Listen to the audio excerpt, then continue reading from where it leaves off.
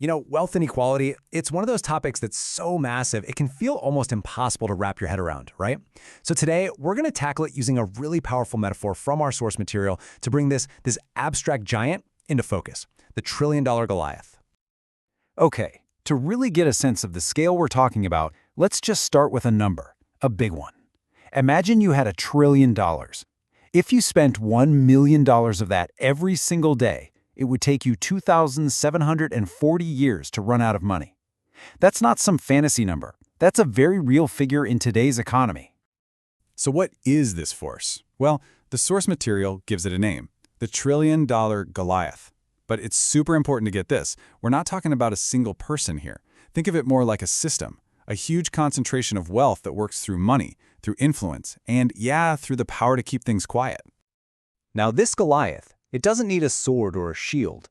Its power is way more subtle than that. It doesn't shout. It kind of whispers into the ears of lawmakers. It doesn't pick fights out in the open. It buys silence and helps shape the rules of the game from behind the scenes. And this quote, from a narrator figure in our source material, it just sets the perfect tone. It's this beautiful reminder that gold is heavy, money has immense weight, but stories can fly. They can inspire people and ultimately hold that power accountable. Okay, so how does this giant's incredible growth actually impact daily life? Let's take this abstract idea of a Goliath and connect it to the very real consequences that people feel every day. Get ready for this number. According to a study in our source material, since 1975, nearly 80 trillion, that's trillion with a T, dollars have been transferred from the bottom 90% of Americans to the top 1%. You can almost picture it, right? The giant just systematically scooping up treasure from every town to build its own mountain of gold. This slide really shows you the two sides of the same coin. It's not just that the Goliath is getting bigger on its own. It's like a seesaw, As that mountain of wealth for a tiny few goes way, way up, the essential lifelines for everybody else, things like food programs, healthcare, housing support, they start to shrink. The two are deeply, deeply connected. A staggering growth like that, well, it wasn't an accident. A giant that big doesn't just appear overnight. So let's actually look at the mechanics, the specific gears and levers that were pulled to build this mountain of wealth. The main point here is that this was a deliberate process. Our source lays it out as this kind of three-step path.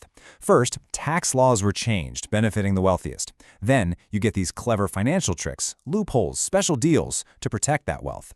And finally, that money is used to influence lawmakers, which creates this powerful feedback loop that just helps the giant get bigger and bigger.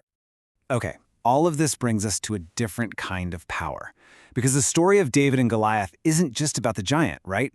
It's about the small hero who stood up to it. So what does that look like today? How do you sharpen your sling? In this modern battle, the most powerful weapon isn't a stone. It's awareness. It's knowledge.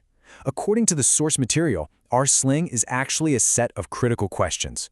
Questions that let us see the giant clearly and begin to challenge its power.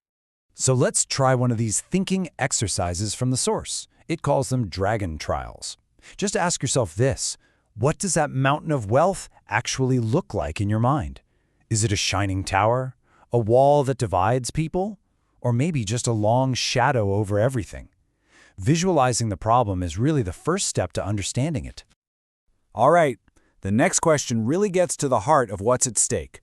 What are those absolutely essential lifelines that people need to live well? We've talked about food and shelter, but what else is on your list? Thinking about these lifelines helps make it crystal clear what's being threatened as the giant grows. And for the last one, let's flip the script. This one's about action. If you, personally, could write one law of kindness to strengthen those lifelines for people, what would it be? It's an exercise that kind of shifts your mindset from just watching to actively problem solving. So all these questions, it brings us to the core solution that's presented in the source. You don't fight a giant made of money with more money. You fight it by changing the story, by asking better questions, and, by changing the game itself. This quote just nails the idea perfectly. It suggests it doesn't take a whole army to make a difference. All it takes is one person, with the right questions and the courage to share a new story. A story that can actually start to change the rules of the game. This final thought really drives it all home. It frames the entire issue as a choice. Immense wealth isn't good or bad on its own. It's just a tool. It can be used to build bridges or to burn lifelines. And the critical question for all of us is, how is that power going to be used? Look, the trillion-dollar Goliath is massive. There's no doubt about it. But as the story reminds us, giants are not invincible. Your sling, your curiosity, your questions, your voice, it's ready. And the very first step is just learning to see the giant for what it really is.